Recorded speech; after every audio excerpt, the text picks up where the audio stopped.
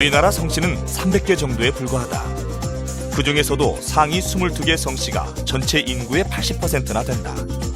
이런 통계 자료를 분석하면 상위 성씨인 김, 이, 박 씨는 매우 많고 하위로 내려갈수록 희귀한 성을 가진 사람 수가 급격히 줄어든다. 한 집단 내 성씨를 분석해 만든 그래프다. 가로축에는 그 집단에 몇 명이 있는지 쓰고 세로축에는 그 집단에서 서로 다른 성씨가 몇 개 발견됐는지를 그렸다. 이 그래프는 사람 수가 늘어남에 따라 한 집단에서 발견되는 성씨가 아주 천천히 증가하는 것을 보여준다. 한국의 인구가 10배가 돼도 성씨는 지금보다 기껏해야 몇십 개 정도만 늘어날 것으로 기대할 수 있다. 우리가 사회 현상의 거시적 패턴에서 벗어나는 것은 쉽지 않다. 그렇다고 거시적 패턴의 존재가 우리 각자의 자유의지와 모순되는 것은 결코 아니다. 오히려 한 사람 한 사람이 본인의 성씨와 무관하게 자유롭게 집단을 형성하고 자유의지에 따라 거주지를 결정하기 때문에 이와 같은 거시적 패턴이 드러나게 되는 것이다. 자, 다음에 이제 다음 화면에 여러분한테 보여드리고자 하는 것은 어떤 지도가 있는데요. 왼쪽은 여러분이 보시는 화면의 왼쪽은 커피숍이 우리나라에 어떻게 존재하는지에 대한 그림이고요. 이 그림의 오른쪽은 초등학교가 우리나라에 어떻게 분포하는지를 보여주는 그런 지도입니다. 이 지도를 가만히 보시면 왼쪽에 커피숍을 보시면 강원도 북쪽에 보면 하얀색 면적이 상당히 큰 부분이 있죠. 그 부분에는 커피숍이 하나 있다는 뜻으로 이해하시면 됩니다. 근데 강원도의 그 부분에는 초등학교는 굉장히 여러 초등학교가 있어요. 그죠? 예. 그래서 사실 이 지도는 실제 자료를 갖고 그림을 그려본 지도입니다. 그래서 초등학교는 커피숍보다 인구가 적은 곳에도 좀 더 많아요. 자, 그거를 이제 물리학자들은 이런 식으로 질문을 하는 걸 좋아합니다. 자, 이렇게 상상을 해볼게요. 어떤 우리나라에 도시가 두 개가 있어요. 그런데 두 번째 도시가 첫 번째 도시보다 인구가 8배가 많다고 생각해 볼게요. 8배가 많습니다. 그때 커피숍은 인구가 8배 많은 두 번째 도시에는 커피숍이 몇 배가 더 있어야 될까 생각해 보자는 거예요. 그 다음엔 커피숍이 아닌 학교라면 두 번째 인구가 8배 많은 두 번째 도시에 학교는 그럼 몇 배가 더 많아야 될까도 생각해 보자는 거죠. 오늘 자세한 설명을 드리기에는 좀 어려울 것 같은데요. 그 물리학자들은 이에 대한 답을 체계적으로 생각을 하는 걸 굉장히 선호해요. 근데 제가 생각한 그 어떤 미시적인 모형은 어떤 거냐면 상상을 해보는 거예요. 제가 커피숍을 운영하는 사람이에요. 그러면 저는 제 커피숍에 오는 사람이 몇 명인지를 세요. 그리고는 제 주변의 다른 커피숍하고 비교하는 거예요. 근데 제 가게에 오는 커피숍 손님이 옆 가게에 있는 커피숍 손님보다 숫자가 적으면 어떻게 해야 될까요? 제가 지금 커피숍 이 위치가 안 좋은 거예요. 그러면 현재의 위치의 커피숍을 닫고 우리나라의 다른 곳으로 옮겨가야죠. 이런 과정을 계속 반복한다고 가정하는 거예요. 이 과정을. 계속 반복을 하면 결국 아까 여러분이 보신 저와 같이 우리나라 커피숍이 분포해야 된다는 결론을 얻을 수 있고요. 학교는 그럼 어떻게 해야 될까요? 학교는 커피를 파는 곳은 아니에요. 학교를 운영하는 입장에선 제가 교장 선생님이라면 제 학교에 오는 학생들이 도대체 얼마나 먼 거리에서 오는지가 굉장히 중요할 겁니다. 그래서 제 학교에 오는 모든 학생들의 통합거리의 전체 합을 생각을 하는 거예요. 그래서 보니까 제 학교에 오는 학생들이 통합거리의 총합이 너무 길어요. 그럼 무슨 뜻이냐면 이 학교 위치가 좀 이상한 데 있는 거구나라고 판단할 수 있죠. 그러면 지금 현재 학교의 위치를 닫고 다른 위치로 옮겨가는 거죠. 그 과정을 계속 반복한다고 가정하는 거예요. 그렇게 하면 아까 보여드린 그림과 같은 저런 지도를 얻을 수 있어요. 자, 아까 제가 여러분한테 물었던 질문에 대한 답을 이제 말씀드릴게요. 두 도시가 있었어요. 두 번째 도시는 첫 번째 도시보다 인구가 8배가 많아요. 그렇다면 그 도시는 커피숍은 첫 번째 도시보다 8배가 더 많아야 된다는 거예요. 학교는 4배만 더 많습니다. 여러분 생각해 보시면 조금 이상하다는 생각을 하실 수도 있어요. 아니, 학생 수는 인구가 8배면 학생 수 전체도 8배일 텐데 초등학교가 4배밖에 안 많으면 나머지 2배에 해당하는 학생들은 학교를 못 갈까? 라고 여러분이 고민하실 수도 있는데요. 갈 수 있습니다. 어떻게 하면 갈까요? 4배 많은 학교가 한 학교마다 학생 숫자가 더 크면 돼요. 그 숫자가 정확히 2배면 되죠. 그래서 우리나라에서는 정말로 초등학교와 커피숍이 다르게 분포하고요. 그 이유로 바로 인구 밀도에 대해서 초등학교는 숫자는 조금씩 천천히 늘어나고 학생 수는 더 많이 늘어나죠. 그래서 바로 그 이유 때문에 강원도에 가서 산간에 있는 초등학교는 학생 숫자가 적은 거고요. 서울에 가면은 학생 숫자가 많은 게 바로 그 이유죠. 커피숍도 마찬가지로 생각해도 돼요. 커피숍은 8배가 많았잖아요. 아까 8배 인구가 많은 도시에서. 그 얘기는 커피숍 하나에 오는 손님 숫자는 다 똑같다는 거예요. 거의 비슷하더라. 여러분이 어떤 시골 마을에 있는 어떤 커피숍에 가셔도 커피숍 크기가 서울에 있는 커피숍이랑 큰 차이 없습니다. 예, 그렇게 이해를 하실 수도 있죠. 예, 그래서 이런 그 어떤 통계적인 방법에 기반해서 우리 사회에서 어떤 현상이 일어나는지를 관찰하고 그렇게 얻어진 관찰을 미시적인 어떤 미케니즘을 통해서 이해하려고 하는 그런 시도들이 바로 표준적인 물리학자들이 굉장히 선호하는 그런 시도들이에요. 저도 마찬가지고요. 저와 같은 통계 물리학을 연구하는 사람들이 이런 식의 연구들을 많이 하고 있습니다. 어떻게 보시면 지금 여러분이 보신 바로 이런 것도 예측이에요. 인구가 8배가 많은 도시는 커피숍은 8배가 더 많아야 된다라고 예측한 거고요. 초등학교는 4배만 더 많아도 된다고 예측할 수 있는 거죠. 이런 예측은 통계적인 예측입니다.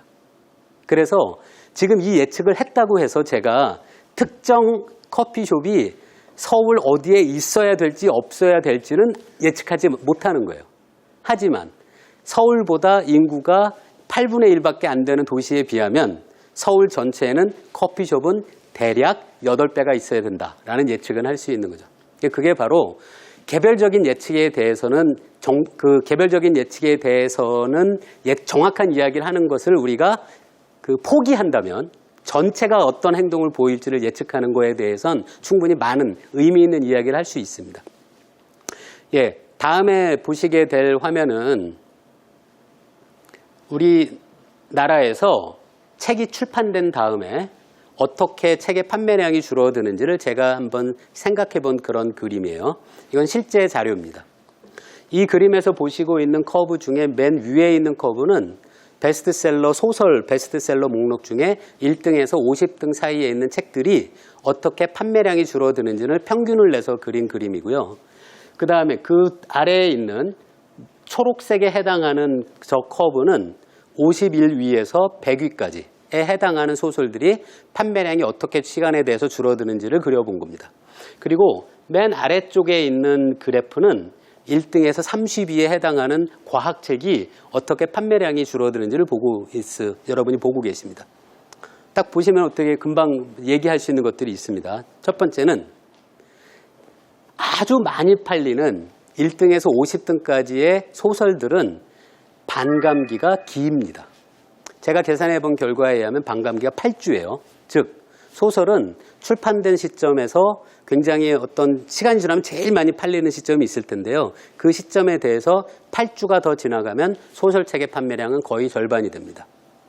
그런데 51위에서 100위에 해당하는 소설들은 반감기가 4주라서 짧습니다. 그 책들은 판매량이 굉장히 더 빨리 줄어든다고 생각하시면 되고요. 그래서 4주 혹은 한 달 정도 지나면 판매량이 절반이 됩니다. 과학책이 좀 신기합니다. 과학책은 보시면 소설보다 훨씬 안 팔립니다. 하지만 과학이 갖고 있는 속성이 있죠. 유행을 타지는 않겠죠. 그래서 과학책은 반감기가 8주가 됩니다. 과학책은 처음 앞부분은 51위에서 100위에 속하는 소설들보다는 훨씬 덜 팔리지만 시간이 충분히 지나면 그 두 번째 그룹에 있었던 51위에서 100위에 속했던 책들보다는 더 많이 팔리게 되는 그런 현상도 볼 수 있죠. 그 다음에 제가 책이라고 표시한 그 책이 있는데요. 제가 가장 관심 있게 보고 있는 책입니다. 제가 작년에 책을 냈습니다. 그 책의 반감기가 어떻게 되는지가 궁금했어요. 그래서 제 책이 판매량이 어떻게 변하는지를 봤는데요.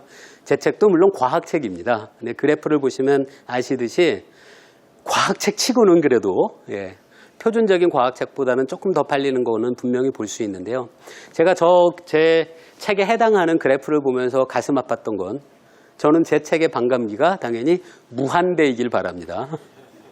근데 막상 그래프를 그려서 보면 재책도 꾸준히 줄어들고 있습니다. 재책의 반감기가 어느 정도 되는지 계산해 보면 표준적인 과학책이랑 같습니다.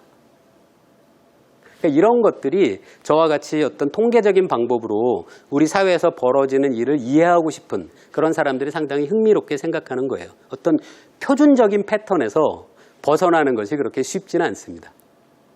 자, 그런 얘기가 굉장히 우리 사회에서 도움이 될 때가 많이 있어요.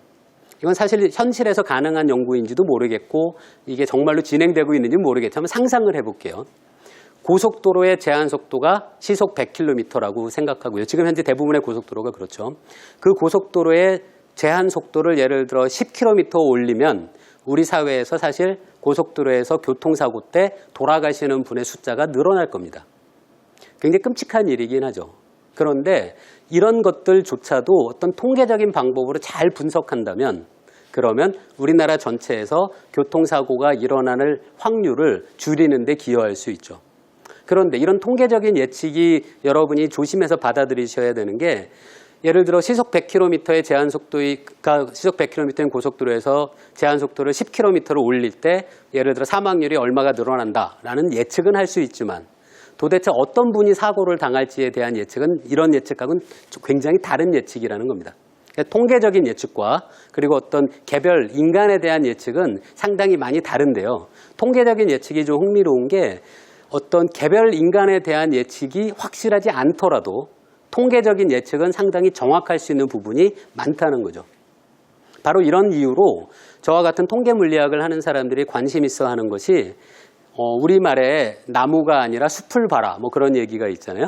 통계 물리학을 하는 저와 같은 사람들이 우리 사회 현상을 볼 때 관심 있게 보는 것은 나무가 아니라 숲입니다.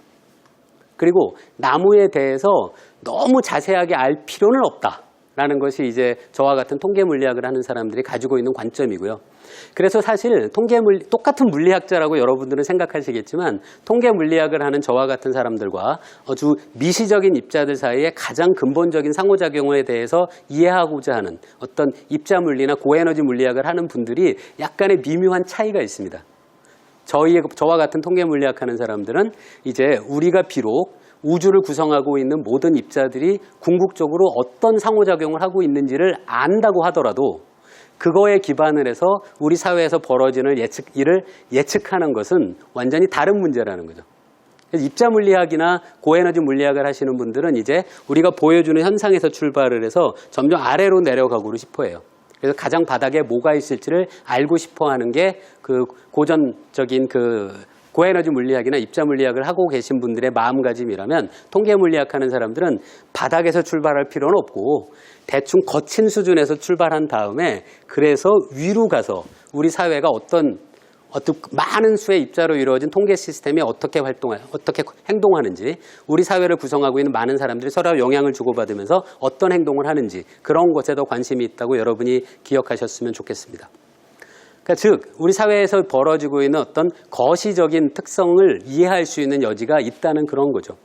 다시 아까 돌아가서 여러분한테 제가 여기 오신 분 중에 어머니 혈액형이 O형, 아버님 혈액형이 O형이신 분 손 들으라고 했을 때 2명이 정도 될 거라는 건 예측할 수 있어요.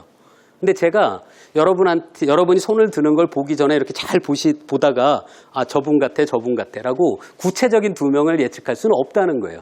그 두 가지 예측이 상당히 많이 다르다는 것이 제가 통계 물리학자로서 우리 사회에 대한 예측을 할 때 가지고 있는 어떤 방법론이라고 여러분들이 기억하셨으면 좋겠습니다.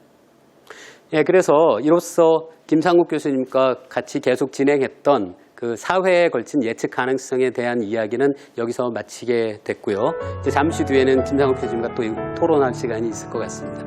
예, 감사합니다.